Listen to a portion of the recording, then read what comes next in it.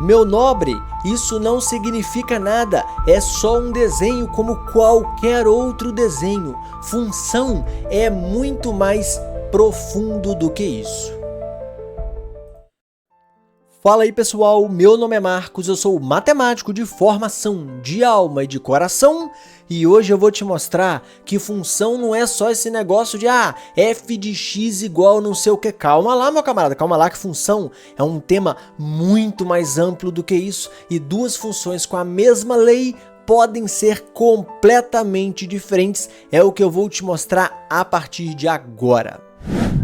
Meu camarada, para começo de conversa, vamos entender um conceito muito importante dentro da matemática, que é o conceito de relação. Ou seja, eu vou escolher dois conjuntos completamente aleatórios A e B e vou montar uma relação dos elementos partindo de A, que eu vou chamar de domínio, e chegando em B, que eu vou chamar aqui de contradomínio, ok? Essa relação entre os elementos, ela pode ser da forma que eu bem entender. Por exemplo, eu vou colocar aqui o Raul Seixas para se relacionar com o Vasco e simultaneamente com esse desenho esquisito, enquanto o papagaio vai se relacionar com este jato militar. Ou seja, a relação R que eu acabei de construir nada mais é que o conjunto de pares ordenados do formato AB, onde o A é um elemento aqui do conjunto A e esse Bzinho é um elemento do conjunto B, ok? Então perceba, para montar a relação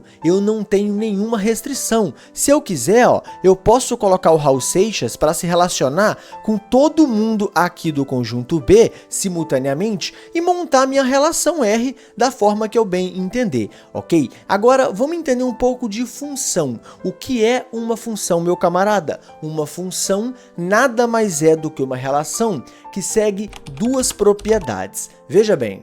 Todo elemento do domínio está relacionado com algum elemento do contradomínio. Na prática, não podem sobrar elementos no domínio, ok? A segunda propriedade nos conta que um elemento do domínio está relacionado a um único elemento do contradomínio, ou seja, não podem partir duas flechas de um mesmo elemento do domínio, beleza? Então, qualquer relação que cumpra essas duas condições é o que a gente chama de função. Agora, vamos construir uma função de fato entre os conjuntos A e B. Então, veja bem, se eu coloco aqui o Raul Seixas para se relacionar com o Vasco, o 2 para se relacionar com esse desenho esquisito e o papagaio também para se relacionar com o desenho esquisito, eu tenho uma função pelo simples fato de que eu não quebrei nenhuma das condições que eu acabei de dizer. Olha, não sobram elementos no meu domínio e não partem duas flechas de nenhum desses caras aqui, ok? Agora, a próxima coisa é a gente entender a diferença entre imagem e contradomínio. Meu nobre, imagem nada mais é do que os elementos que estão no contradomínio que de fato são flechados por alguém. Então, a imagem dessa função que eu acabei de definir aqui são só os elementos Vasco e desenho esquisito. Então percebe uma coisa, a imagem de uma função sempre é um conjunto contido no contradomínio. Às vezes ele pode ser igual, ok? Mas no geral, a imagem de uma função sempre está contida no contradomínio, beleza? Agora percebe uma coisa, essa função aqui não tem aquele negócio, né, f de x igual a uma coisa. Essa coisa que a gente chama aqui de f de x, na verdade, é a lei da função. Perceba, uma função não é dependente da lei, ela não precisa ter um f de x igual a x elevado a alguma coisa. Até porque os conjuntos, eles não necessariamente são numéricos, eles podem ser conjuntos quaisquer, beleza? Então, para que serve a tal da lei, né? O f de x que a gente fala aí? Pô, a lei é só para te dizer como a relação está acontecendo, porque para esse conjunto aqui, eles são pequenos, né? 3 elementos de um lado, 4 elementos do outro. Eu posso te falar manualmente, assim, falando ao vivão mesmo, ó. Raul Seixas se relaciona aqui com o Vasco e tal. Mas e se os meus conjuntos forem infinitos e principalmente numéricos? Aí eu não consigo fazer isso. Então, eu preciso de uma lei para me dizer como essa função, como essa relação vai acontecer. Então, por exemplo, se eu coloco aqui f de x igual a x x², eu sei o seguinte, eu vou pegar um elemento do meu domínio e o que a relação vai fazer? Associar ele com ele mesmo ao quadrado. Então, por exemplo, se 3 está no meu domínio, eu já sei, só com essa relação aqui, que eu já vou ligar o 3 no 9, né? Eu não preciso ficar te falando todos os valores, ó, 3 liga no 9, 2 liga no 4, 2,75, sei lá quanto, liga em 2,75, sei lá quanto, ao quadrado. Eu não preciso te falar isso. Eu escrevo uma lei e você já entende como essa relação funciona, ok? Agora, a gente vai ver no próximo take como que funções podem ter leis idênticas e serem completamente diferentes, incluindo os seus gráficos, ok? Então, acompanha comigo aqui. Como você já está cansado de saber, função não necessariamente depende de uma lei de formação.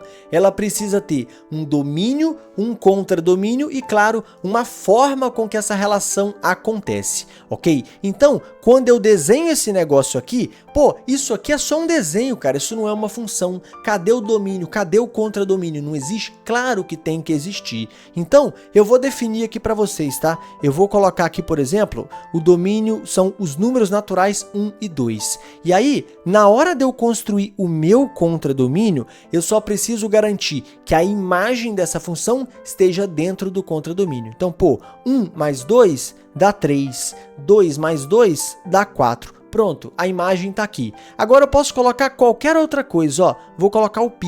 Meu camarada, isso aqui é o meu contradomínio, isso aqui é o meu domínio, e isso é a forma com que esses elementos se relacionam. A imagem está aqui dentro, então está tudo certo, eu defini a minha função. Agora veja bem, o gráfico dessa função aqui só tem 2 pontos, porque o domínio só tem 2 pontos, beleza? Então eu vou jogar aqui, né, pô, o 1, vamos colocar ele ligado com o 3, então vou marcar esse pontinho aqui, ó, no gráfico da minha função. E o 2, eu vou ligar ele aqui em cima com o 4, ó. Ou seja, o gráfico dessa função aqui não é uma reta, são só esses 2 pontos. Agora, olha na função g de x, por exemplo. Se eu defino o mesmo domínio, ó, 1 e 2, e quase igual o contradomínio, vou colocar aqui exatamente a imagem e vou fechar.